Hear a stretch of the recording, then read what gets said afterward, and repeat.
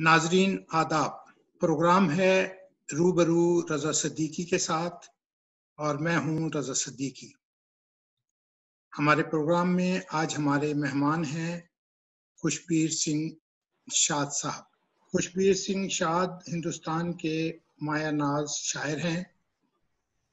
अब तक उनकी 15 से ज़ायद किताबें मंजरे आम पर आ चुकी हैं। आइए आपकी अपने मेहमान से मुलाकात कराते हैं, लेकिन ज़रा ठहरिए, इससे पहले कि हम अपने मेहमान की तरफ जाएं, आपसे एक गुजारिश। अदबिस्तान आपका अपना चैनल है, इसे YouTube पर सब्सक्राइब कर लीजिए, बेल आइकन भी दबा दीजिए ताकि हमारी वीडियो आप तक बर वक्त पहुंचती रहे। इस मुदाखलत के लिए माजरत। अब चलते हैं हम अपने मेहमान की तरफ। खुशबीर सिंह जी, आपका अपने प्रोग्राम में खुश आमदीद कहते हैं आपको। आदाब सर। खुशबीर सिंह जी, आप अपने बारे में कुछ बता दीजिए, अपना थोड़ा सा सवाल ही तारुफ करा दीजिए, फिर हम अपने दूसरे की तरफ चलते हैं, अदब की तरफ। सर बहुत कुछ बताने के लिए तो नहीं है मेरे पास, बस उर्दू का आशिक हूँ, शेर कहता हूँ और 20-25 साल से इसी काम में लगा हुआ हूँ और ये मेरा पैशन है। मेरा कारोबार तो कुछ और था, कुछ और करता था, लेकिन शायरी का शौक था, शेर कहता था और कहते कहते अब यहाँ तक पहुँच गया हूँ और आपसे बात कर रहा हूँ बस इतना। नहीं, कुछ ही बता दीजिए, किस इलाके से हैं, कहाँ से हैं? जी, मैं बुनियादी तौर पे मैं लखनऊ का रहने वाला हूँ। बचपन से लेकर मैं 2011 तक मैं लखनऊ में रहा और 2011 में मैं यहाँ पंजाब जालंधर शिफ्ट हो गया हूँ।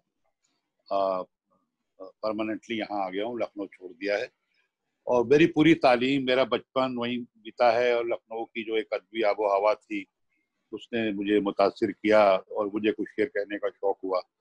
फिर कुछ बड़े लोगों से मुलाकात हुई, उर्दू के बड़े शायरों से के साथ उठना बैठना हुआ, तो ये शौक मेरा परवान चढ़ा। वाली आसी साहब लखनऊ का एक बहुत बड़ा हवाला है, तो उसकी शागिर्दी इख्तियार की और उसके बाद मुझे उर्दू स्क्रिप्ट नहीं आती थी, तो मैंने 40 साल की उम्र में उर्दू सीखी बाकायदा और उसके बाद फिर ये सफ़र जारी है। कई किताबें आ गई हैं, 2 किताबें पाकिस्तान में भी छपी हैं, यहाँ 2 किताबों पर जम्मू यूनिवर्सिटी में एमफिल भी अवार्ड हुआ है।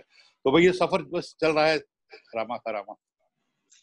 ये सफ़र तो माशाल्लाह एक जो आपका जो आपके हवाले से अगर देखा जाए तो पंजाबी आपका होना चाहिए था, लेकिन आपने उर्दू सीखी और उस उर्दू सीखने के बाद जो कुछ जिस अंदाज से आप शायरी कर रहे हैं और जिस तरह आपने वहाँ पे एक शायरों में अपना एक मुकाम बनाया है, वो सबसे बेहतर काम है। शुक्रिया। अच्छा, ये बताइए कि शायरी ही को क्यों आपने जरिया इजहार बनाया, दूसरी असनाफ में से एक की तरफ क्यों नहीं गए? देखिए सर, आप उसी जबान में बात करते हैं जिसमें आप आसानी महसूस करते हैं। मुझे ये लगा कि मैं शायद 2 मिसरों में अपनी बात ज़्यादा बेहतर तरीके से कह सकता हूँ, बजाय एक नस्र में एक तफसीली गुफ्तगू करूँ। मुझमें इतनी शायद वो बात नहीं है, तो मुझे लगता था कि शायरी में ही मैं अपनी बात आसानी से कन्वे कर सकता हूँ और मुझे शायरी, शुरू से शायरी पढ़ी है, शायरी से मुतासिर हुआ हूँ, शेर कहने का शौक था और मुझे लगता है कि मैं शेर में ही अपनी बात आसानी से कह सकता हूँ, इसलिए मैं इसकी तरफ आ गया। अच्छा, शायरी क्या है?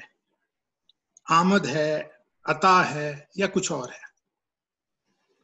देखिए, आमद तो जरूर है, आपको अंदर से कहीं शायर होना पड़ता है। शायर कोई शायर बनता नहीं है, ये तो मेरा अपना जो एक तजर्बा है कि आप चाहें कि आप शायर बन जाएं, जैसे आप इंजीनियर या डॉक्टर बन जाते हैं, तो ऐसी कोई तालीम शायर बनने की नहीं है मेरे ख्याल से, ऐसा कोई कोर्स नहीं है। नहीं तो शायर कहीं जी नहीं तो अरूजी शायरों का आप क्या कहेंगे, जो मंजी पीढ़ी तो ठोक लेते हैं, शायर तो अपना शेर तो दुरुस्त कर लेते हैं। देखिए, उरूज का मामला ये, देखिए मैं आपको बहुत ईमानदारी से, मैं आपके चैनल کے حوالے سے ایک اعلان کرنا چاہتا ہوں کہ مجھے عروج بہت زیادہ نہیں آتا، ایمانداری سے بتاؤں آپ کو. میرا جو اپنے اندر کا آہنگ ہے اسی سے لیکن میں عروج آنا چاہیے اگر آپ کو آتا ہے. لیکن میں نے کسی بہت بڑے عروجی کو بہت بڑا شاعر ہوتے نہیں دیکھا. میں معاف کیجیے گا، یہ تو میں بڑی معذرت کے ساتھ یہ بات کہہ رہا ہوں. تو وہ جو آپ بات کہہ رہے ہیں منجی ٹھوکنے والی بات، تو وہ تو ہے اپنی جگہ، لیکن وہ بھی آنا چاہیے نا. بنیادی طور پہ جو کیل ٹھوکنا ہے وہ تو آپ کو آنا چاہیے، اس کے بعد پھر آپ کاریگر بنتے ہیں. اچھا، یہ جو شاعری میں جو ہے وہ زبان و بیان پر تو قدرت ایک لازمی امر ہے. اس کے علاوہ کون سے عناصر ہیں جو شاعری کو ایک اعلیٰ پیمانے کی شاعری بناتے ہیں؟ میری نظر میں تو دیکھیے، شاعری تو آپ کے اپنے اندر کی جو دنیا ہے اس کو ظاہر کرنے کا ایک عمل ہے، آپ کے احساس کا اظہار ہے شاعری. اب اس کے لیے جو الفاظ ہیں، اس کے لیے جو ایک طریقہ ہے کہ آپ اپنی بات کو کیسے کہیں، آپ کن الفاظ کا انتخاب کریں اور اس کو کیسے میٹر میں اپنی بات کہہ سکیں. اور جو غزل، جیسے بنیادی طور پہ میں غزل کا شاعر ہوں، تو غزل کی اپنی ایک مجبوری ہے، اس کا قافیہ ہے، ردیف ہے، اس کا بھی خیال رکھ کے تو اسی میٹر میں، اسی بندش میں اپنی بات کہنا اور اپنے اندر کی بات کہنا، تو یہ ایک چیلنج ہے. اور اچھی غزل وہ ہے کہ جو آپ کے احساس کو اسی میٹر میں باندھ کر لوگوں کے سامنے پہنچا دے، تو وہ بات لوگوں کے دل میں اترتی ہے. اچھا، آپ غزل مسلسل اور نظم میں کیا فرق کریں گے؟ کیونکہ وحدت تاثر تو دونوں میں ہے. بے شک ہے. میں چونکہ غزل ہی کہتا رہا اور میں نے نظمیں کہنے کی کوشش نہیں کی، تو مجھے نظمیں میں نے پڑھی اور مجھے ایمانداری کی بات ہے کہ بہت سی نظمیں جو ہیں وہ میرے اوپر سے نکل جاتی ہیں. میں نہیں سمجھ پاتا ہوں کہ کیا ہے. میں نے اختر الجمان کو بھی پڑھا، میں نے اور بہت لوگوں کو پڑھا، سمجھنے کی کوشش کی. پھر میرے کچھ دوستوں نے مجھے کہا کہ یار تم کو نظم کہنا چاہیے. پھر پاکستان کی بہت بڑی شاعرہ ہیں فہمیدہ ریاض، وہ مجھے بہت مانتی تھی، تو انہوں نے مجھ سے کہا خوشبیر تم نظم کیوں نہیں کہتے ہو. تو میں نے کچھ نظمیں کہیں، مختصر نظمیں کہیں، پھر میں نے اس کو اپنی ایک کتاب میں شامل بھی کیا ان نظموں کو، اور اس کی لوگوں نے پسند بھی کیا. نقادوں نے بھی، فاروقی صاحب نے بھی مجھ سے کہا کہ نہیں تم نظم کہا کرو. لیکن میں نظم کی طرف مائل نہیں ہو سکا. جو بات جتنی آسانی سے میں غزل میں کہہ سکتا ہوں، تو میں نظم میں مجھے لگتا ہے کہ میں نہیں کہہ سکتا. اس کی وجہ شاید یہ ہے کہ نظم جو ہے بہت کنسنٹریشن مانگتی ہے، ایک ہی سبجیکٹ پہ آپ کو فوکس ہونا ہے، اور بہت دیر تک میں کسی چیز پہ فوکس نہیں رہ سکتا ہوں. تو یہ میری ایک کمی ہے، اس لیے شاید میں نظم نہیں کہہ سکتا. وہ اسی لیے دو بسروں پہ آپ نے اکتفا کر لیا. جی جی، بے شک بے شک، یہ میری کمزوری کہہ لیں یا خاصیت کہہ لیں، لیکن میں اسی میں محدود ہوں. اچھا، پروگرام کو آگے بڑھانے سے پہلے میں چاہوں گا کہ آپ اپنا کچھ کلام عطا کریں تاکہ اس کی ثقالت جو ہے وہ تھوڑی سی دور ہو سکے. جی جی جی، میں دیکھیے کچھ جو سامنے آتا ہے میں آپ کے سامنے پیش کر دیتا ہوں. ایک غزل کے چند اشعار پیش کر رہا ہوں. اتنی وحشت ہے کہ سودائی ہوئے جاتے ہیں، اتنی وحشت ہے کہ سودائی ہوئے جاتے ہیں، ہم وہ تنہا ہیں کہ تنہائی ہوئے جاتے ہیں، ہم وہ تنہا ہیں کہ تنہائی ہوئے جاتے ہیں. کیوں نہیں ہوتی ہیں منکر میری آنکھیں ان سے، کیوں نہیں ہوتی ہیں منکر میری آنکھیں ان سے، یہ جو منظر میری بینائی ہوئے جاتے ہیں. کیوں نہیں ہوتی ہیں منکر میری آنکھیں ان سے، یہ جو منظر میری بینائی ہوئے جاتے ہیں. سر پہ جلتا ہوا سورج ہے زمیں شعلوں سی، ہم تو یہ سوچ کے صحرائی ہوئے جاتے ہیں. واہ واہ واہ. سر پہ جلتا ہوا سورج ہے زمیں شعلوں سی، ہم تو یہ سوچ کے صحرائی ہوئے جاتے ہیں. دیکھتے رہتے ہیں بدحال طبیعت میں ہمیں، اب تو اپنے بھی تماشائی ہوئے جاتے ہیں. واہ واہ واہ واہ. دیکھتے رہتے ہیں بدحال طبیعت میں ہمیں، اب تو اپنے بھی تماشائی ہوئے جاتے ہیں. اور صاحب شعر دیکھیں کہ ہم نے دیکھا ہے کہ اس شہر طلسمات میں لوگ، ہم نے دیکھا ہے کہ اس شہر طلسمات میں لوگ ایک آواز کے شیدائی ہوئے جاتے ہیں. واہ واہ واہ. ہم نے دیکھا ہے کہ اس شہر طلسمات میں لوگ ایک آواز کے شیدائی ہوئے جاتے ہیں، اب تو یہ زہر بھی پی لیتے ہیں تیری خاطر، اب تو یہ زہر بھی پی لیتے ہیں تیری خاطر، زندگی کیا تیرے صہبائی ہوئے جاتے ہیں، واہ واہ واہ، اب تو یہ زہر بھی پی لیتے ہیں تیری خاطر، زندگی کیا تیرے صہبائی ہوئے جاتے ہیں، شاید جو جھوٹ نہ تسلیم کبھی ہم سے ہوئے، شاید جو جھوٹ نہ تسلیم کبھی ہم سے ہوئے، آج اس دور کی سچائی ہوئے جاتے ہیں، واہ واہ واہ، شاید جو جھوٹ نہ تسلیم کبھی ہم سے ہوئے، آج اس دور کی سچائی ہوئے جاتے ہیں۔ ایک اور ادا کر دیجئے پھر، تاکہ جی پھر ہم، اچھی بات ہے سر۔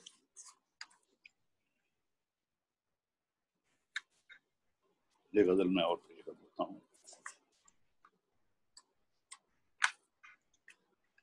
مطلب صاحب یہ ہے کہ وہ جو معمول تھا اس سے طبیعت کچھ الگ سی ہے، جو معمول تھا اس سے کچھ طبیعت الگ سی ہے، وہ جو معمول تھا اس سے طبیعت کچھ الگ سی ہے، ادھر کچھ دن سے میرے دل کی حالت کچھ الگ سی ہے، واہ، ادھر کچھ دن سے میرے دل کی حالت کچھ الگ سی ہے، کھڑا ہوں میں بھی اس صف میں، ضرورت مند ہوں میں بھی،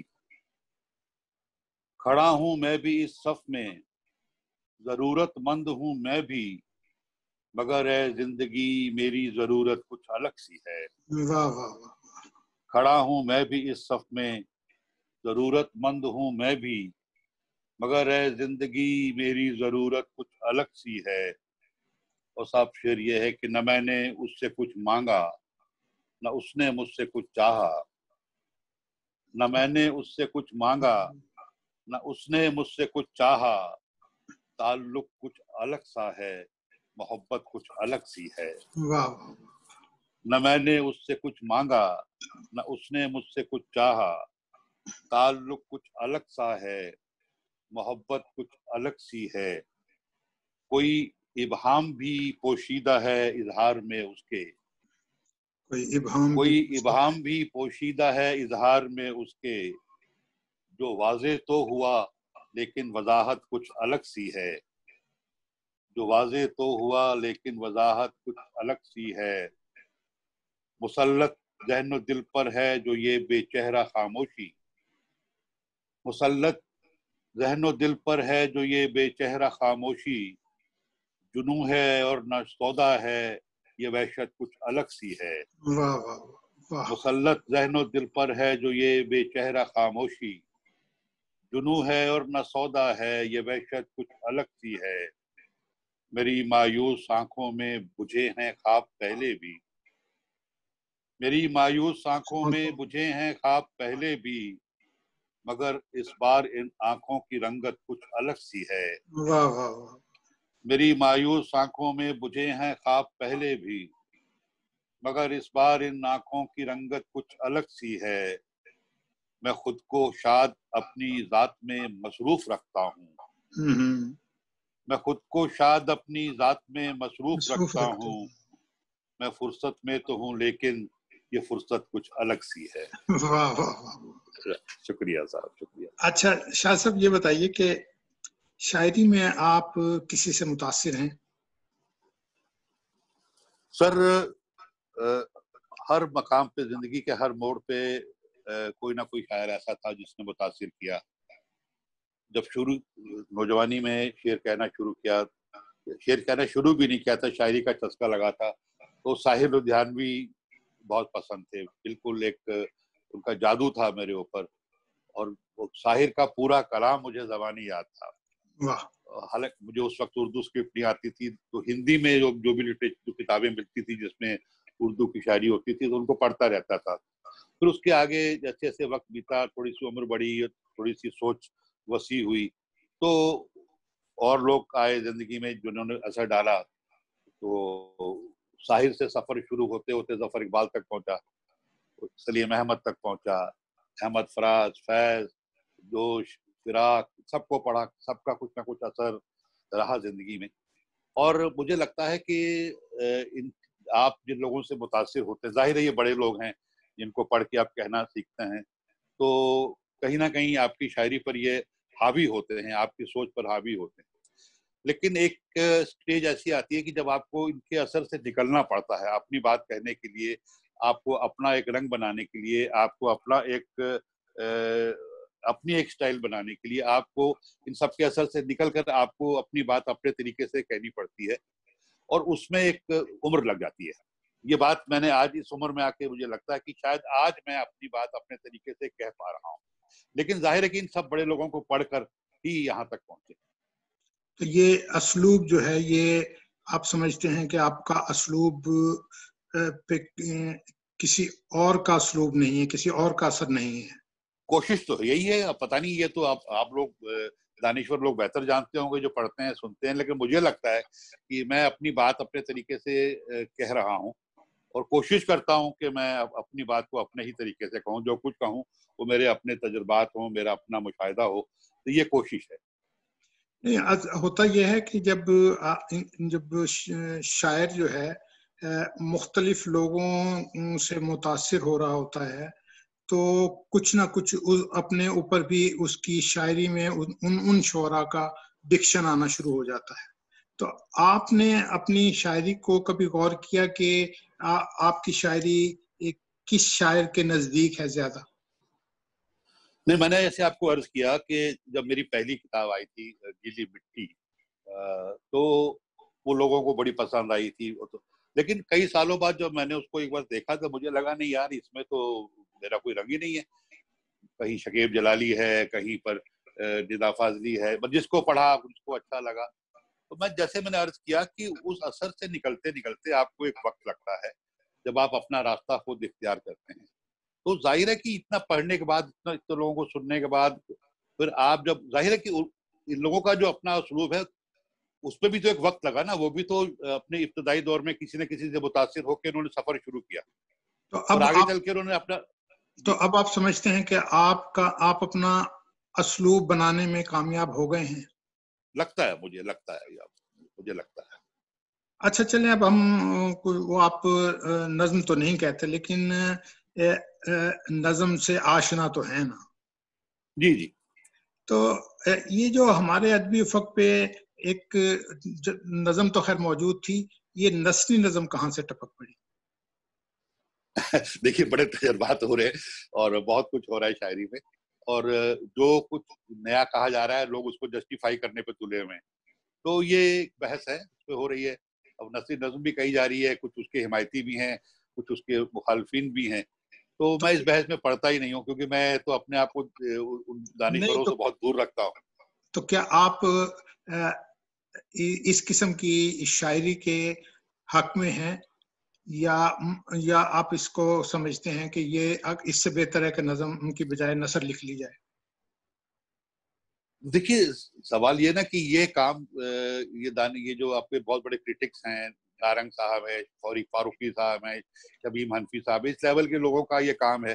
کیونکہ میں تو ایک طالب علم سمجھتا ہوں اپنے آپ کو، اور میں غزل تک ہی میں نے اپنے آپ کو محدود رکھا ہوا ہے، اور بہت زیادہ میرا نثر کا اور یہ نثری نظموں کا بہت زیادہ مطالعہ بھی نہیں ہے.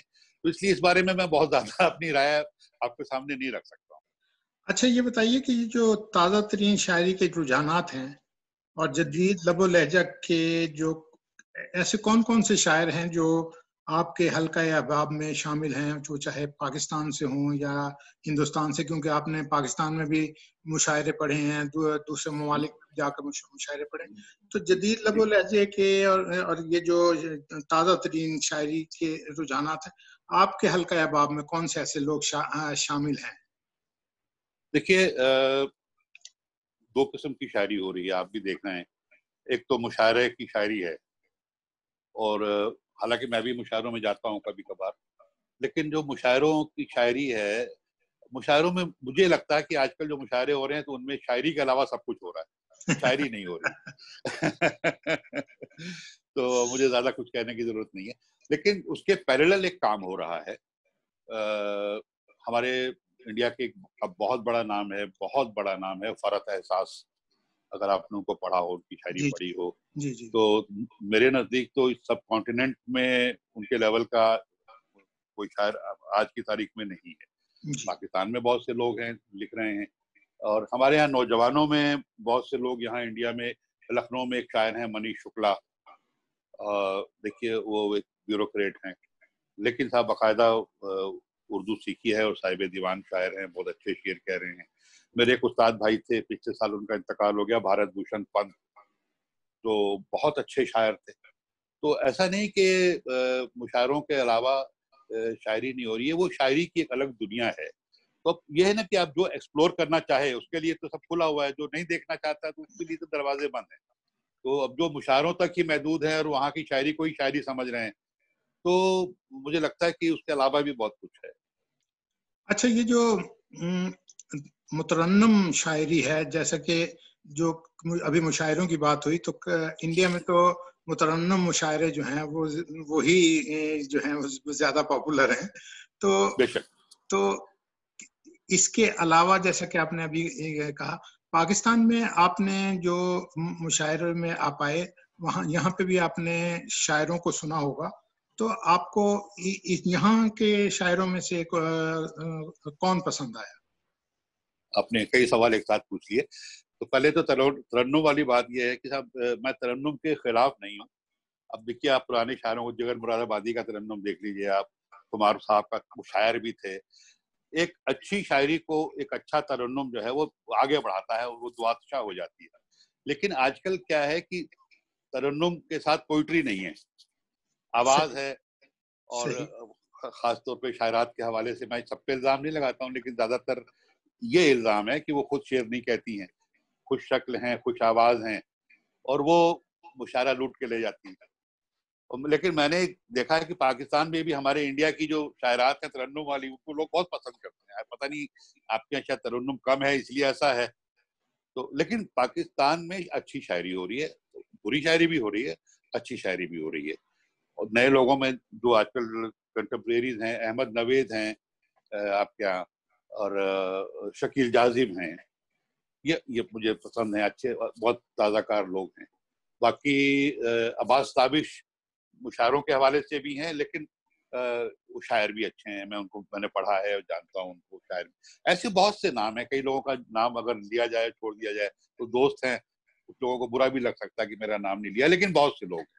اصل میں جو انڈیا میں جو ہے وہ مترنم کی تو ایک وجہ شاید یہ بھی ہے کہ بھجن وغیرہ جو ہیں وہ گائے جاتے ہیں یا دوسری چیزیں ہیں, تو وہ ایک وہاں کی ثقافت میں شامل ہیں, مذہب میں شامل ہیں, دوسری چیزوں میں شامل ہیں چیزیں یہ.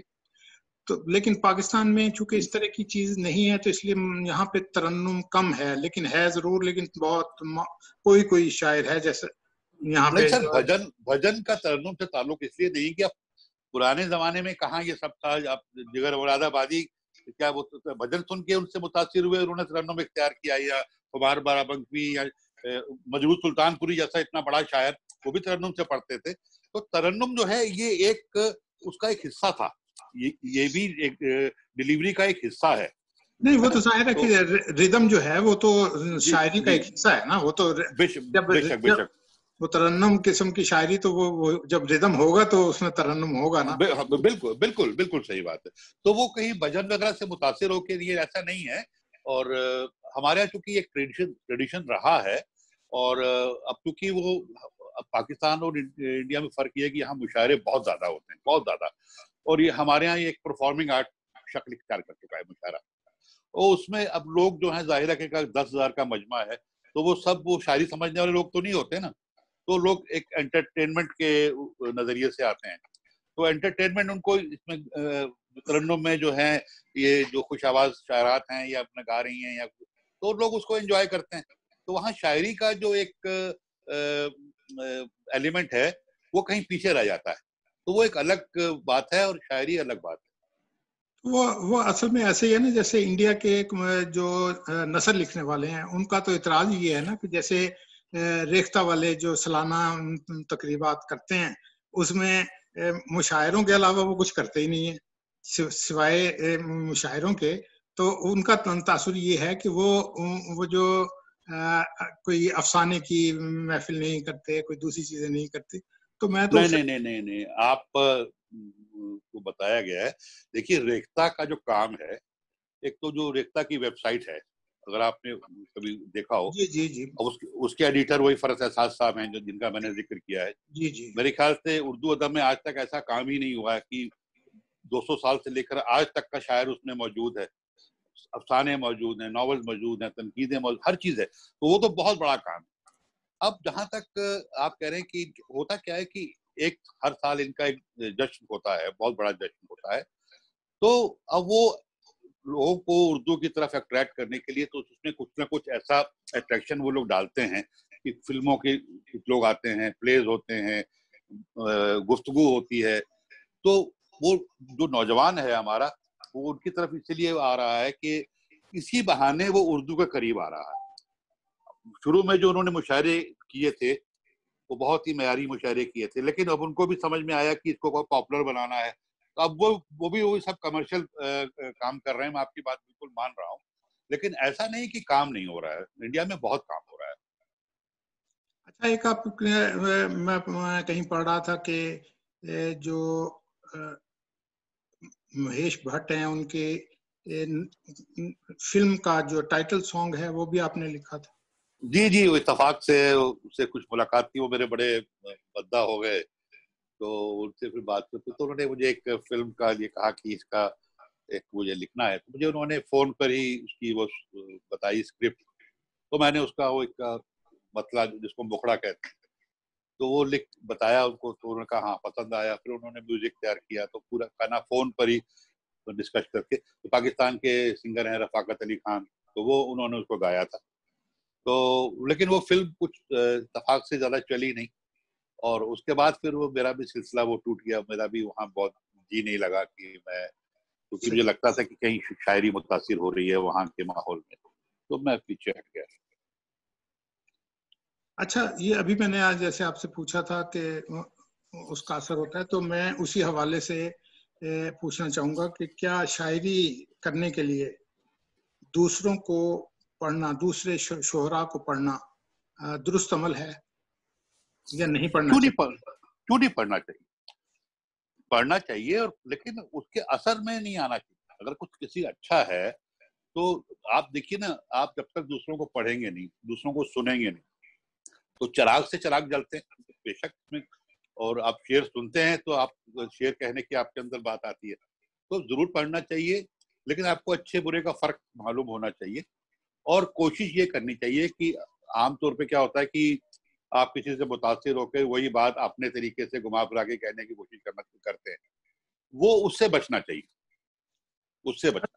اچھا چلیے یہ بتائیے کہ ہندوستان میں اردو کا مستقبل آپ کیسا دیکھتے ہیں؟ ایک میں آپ کو یہ بات, میں آیا تھا کراچی, تو ایک جرنلسٹ لڑکی تھی, اس نے مجھ سے یہی بات پوچھی تھی. تو میں نے اس کو جواب دیا تھا کہ ایک سردار آپ سے اردو میں بات کر رہا ہے, اس سے زیادہ اور کیا آپ پوچھنا چاہتی ہیں کہ اردو میں کیا مستقبل ہے. دیکھیے زبان کا اپنا جادو ہوتا ہے. کوئی بھی زبان, ہمارے ہاں آپ جان رہے ہیں کہ سرکاری طور پہ تھوڑا سا جیسے لوگ الزام لگاتے ہیں کہ اردو کے ساتھ تو ناانصافی ہو رہی ہے.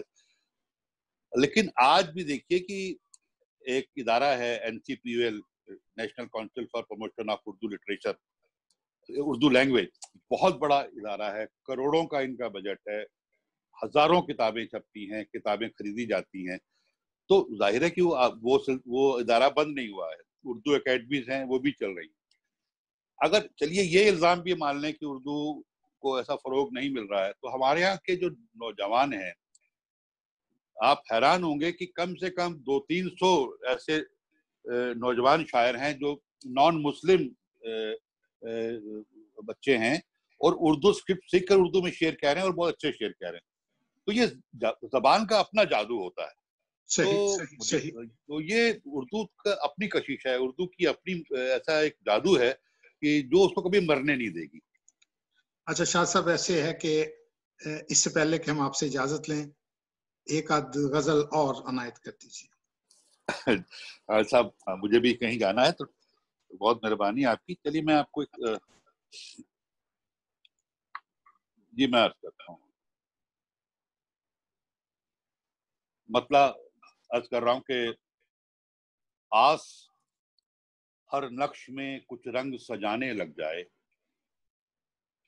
آس ہر نقش میں کچھ رنگ سجانے لگ جائے، خواب سوچیں بھی تو تعبیر ستانے لگ جائے.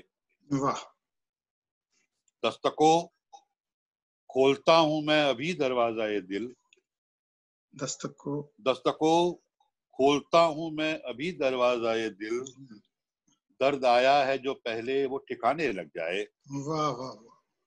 دستکو کھولتا ہوں میں ابھی دروازہ دل، درد آیا ہے جو پہلے وہ ٹھکانے لگ جائے. اپنی مرضی سے پلٹتی تو نہیں ہیں آنکھیں، اپنی مرضی سے پلٹتی تو نہیں ہیں آنکھیں، کیا کریں جب کوئی چہرہ ہی بلانے لگ جائے.